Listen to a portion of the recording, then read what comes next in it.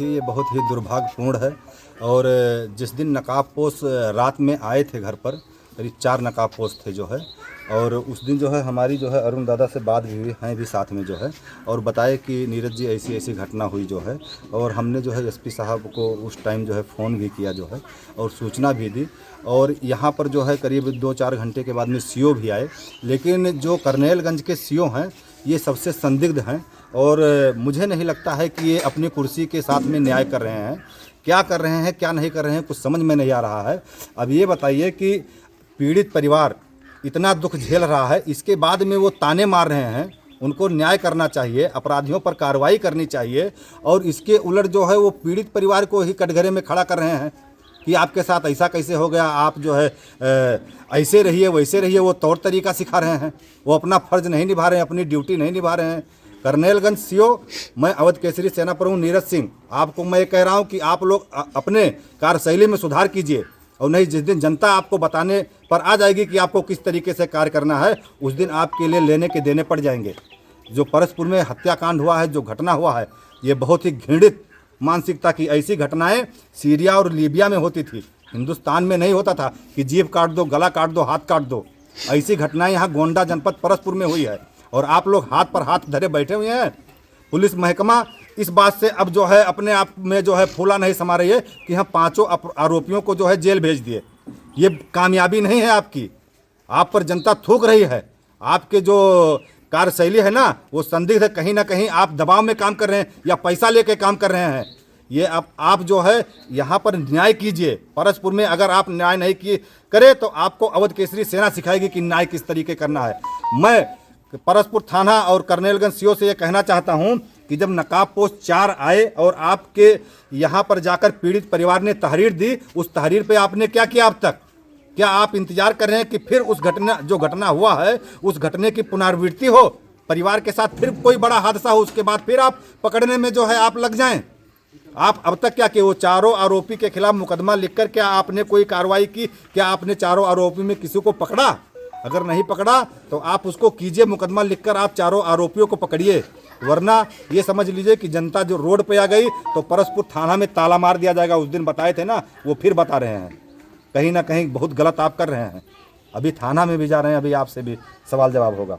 हम लोग आए हैं सबसे पहले पीड़ित परिवार का हाल जाना है, और प्रशासन ने क्या अब तक कार्रवाई की है या प्रशासन का क्या रोल है, ये स्थिति भी हम जानने आए थे। क्योंकि हमने कहा था कि पुलिस प्रशासन की हर कार्यशैली पे हमारी नज़र है। गिरफ्तारी कैसे हुई, किन परिस्थितियों में हुई, क्या क्या तथ्य सबूत के रूप में उसमें शामिल किए जाएंगे चार्जशीट में, इन सब पे हम पूरी नज़र रखेंगे। सबसे बड़ी स्थिति यह है कि यहाँ प्रशासन की जो स्थिति है, लगातार हम लोग आरोप लगा रहे हैं और अब भी दावे से कह रहे हैं कि जो पुलिस की स्थिति है प्रशासन की, वो बड़ी संदिग्ध है। चाहे वो थाना अध्यक्ष हो, चाहे थाने के सिपाही, जो 2 सिपाहियों को हम लोगों ने कप्तान साहब से मिलकर के कहा था, या सीओ करनेलगंज हो, सीओ करनेलगंज की स्थिति तो बहुत ही संदिग्ध है। अभी कुछ दिन पहले नकाबपोश लोग रात में आए थे, घर में बच्चियां थीं, जो गवाह हैं उन पे हमला करने की दृष्टि से आए थे। जब हल्ला मचाया तो लोग दौड़े, पुलिस भी यहाँ थोड़ी दूर पे थी, वो भी दौड़ी। उन लोगों ने देखा कि नकाबपोश आए थे, वो भाग रहे थे और पकड़ने का प्रयास भी हुआ, चले गए। उसके बाद थाना अध्यक्ष आए, सीओ करनेलगंज आए, बोले कि जांच हो रही है, जांच के बाद कार्रवाई की जाएगी।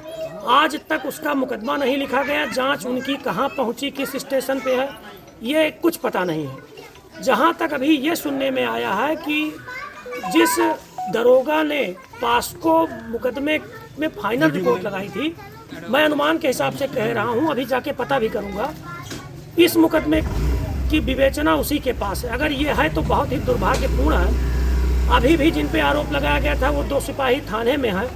पुलिस चाह क्या रही है? जिले की पुलिस आमने सामने की स्थिति चाह रही है कि जनता विद्रोह करे, थाने में ताला लगा दिया जाए, हम लोग सत्याग्रह करके थाने में बैठ जाएं।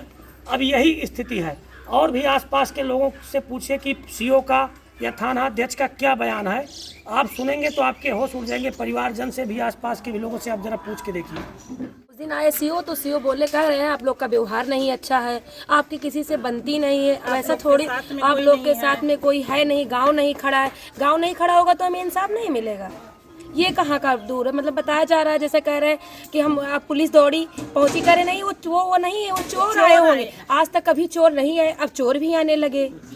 अब ऐसे सीओ का कहना है, सीओ हमारे सबके मुंह पे ऐसे कह के जा रहे हैं, कहने सब थाने चलो। औरतों का क्या काम थाने में? उनके घर की औरतें आती हैं थाने में? नहीं, उनसे ये नहीं, वो कहें तो आप लोग थाने चलिए। हम लोग कहाँ चलिए? अगर हम लोग से आप संतुष्ट है तो हम लोग को थाने ले चलिए। हम लोगों से तो यही कहा गया कि हम जांच करेंगे, जांच करके कार्रवाई करेंगे, ये इतना कहा गया बस। मुकदमा नहीं लिखा गया किसी प्रकार का। देखिए, पुलिस ने आरोपी गिरफ्तार किया, वो एक अलग प्रकरण है, लेकिन जो 4 नकाबपोश आए थे उसके बारे में हम लोगों ने लिखित सीओ साहब को अवगत कराया था। हमने खुद लिखित, सीओ साहब बैठे थे, उनको हमने दिया था कि इस पे आप कार्रवाई करिए। फिर काफ़ी जद्दोजहद के बाद उन्होंने जांच गए, जहाँ पे घटनास्थल था वहाँ जांच पे गए। जांच पे जब उनको संतुष्ट हो गया कि हाँ लोग आए ही थे, तब यहाँ आके उन्होंने बताया कि साहब हो सकता है चोर हो। हम लोगों ने कहा आप जांच करिए कि जांच में जो भी आता है, चोर आता है या साहू आता है या डकैत आते हैं या चोर आते हैं या बदमाश आते हैं, तो ये आपका काम है जो है उसकी विवेचना करना। तो हम इतना ही कहना चाहते हैं कि सीओ की भूमिका संदिग्ध है, इसमें कोई दो राय नहीं। एसओ को इसलिए हम लोग ज़्यादा नहीं क्या नाम है उनको डिस्टर्ब करना चाहते हैं कि अभी 1 हफ्ता पहले 10 हफ्ता पहले कांड के आए थे, 1 हफ्ता पहले 10 दिन पहले कांड के आए थे, तो उनको बहुत सी चीज़ों की जानकारी नहीं हो सकती। जो थाने में और लोग हैं उनको बताने में कहीं कंजूसी किए हों या और लोग हैं जो मदद पहुंचा रहे हों, तो ये एक संदेहास्पद स्थिति है कि सीओ की भूमिका की भी जांच हो। और दूसरी चीज़, जो जिस चीज़ की विवेचना जिसको दी गई है, कोई दिनेश कुमार सिंह सब इंस्पेक्टर हैं जो विवेचक हैं, ये विवेचना पहले उनको दी गई थी जो पॉक्सो एक्ट की विवेचना कर रहे थे, उन्होंने उसमें फाइनल लगाया और उन्हीं को इतने बड़े केस की विवेचना दे दी।